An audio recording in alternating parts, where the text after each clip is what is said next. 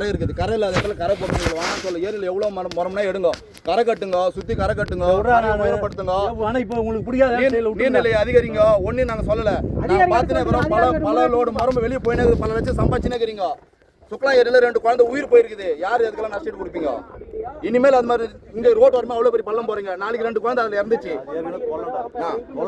நீங்க ஏன்னா அதில் இன்னும் பள்ளம் போடுறீங்க? நாளைக்கு தண்ணி ரொம்பிச்சு தவறி 2 குழந்தை போய் வீந்துச்சு. யார் போய் சொல்றேன்? இன்ஜினியர் வருவான். நான் விடல, அதிகாரிக்கு போன் பண்ணிக்கிறேன். அதிகாரி வந்து முறையிட்டு நான் சொன்னது கிடையாது. பேசிக்கிறீங்களா? ஒரு வேலை செய்து எவ்வளவு ரெஸ்ட் என்னன்னு உங்களுக்கு தெரியாதா? அதான் எனக்கு வசதி. நீ வேலை செய்யற 3 லட்சம் ரூபாய் எடுத்துக்கிறாங்க. இது நான் தேடுறானே அதிகாரி 3 லட்சம் ரூபாய் எடுத்துக்கிறாங்க. 50 செடி அந்த ரோட் அந்த ஏரி ஒரு எல்லாம் போர் செடி பத்தாடல தான் என் பஞ்சாயத்து நம்பர் வேறீங்க. எல்லாத்தையும் அந்த பஞ்சாயத்து நான் அந்த இதெல்லாம் NHS ஃபண்ட்ல இருந்து எடுத்துக்கிறாங்கண்ணா. NHS அவங்க போய் கேளுங்க. எல்லாமே டெண்டர் உங்க மனைவி பேர்ல இருக்குண்ணா. இல்லனா கூட உங்க மனைவி பேர்ல இருக்குண்ணா. நான் காட்டுறேனா? ஜிகே என்டர்பிரைசஸ் யார் பேர்ல இருக்குன்னு நான் காட்டுறேனா? NHS ல இருந்து கேளுடா. அதுக்கு நான் காட்டுறேனா? அதிகாரி இருக்காங்க. அதிகாரி ஆதாரத்தோட காட்டுறேனா? சும்மா எல்லாம் பேசலனா? அதிகாரி கிட்ட பேசுறேன்.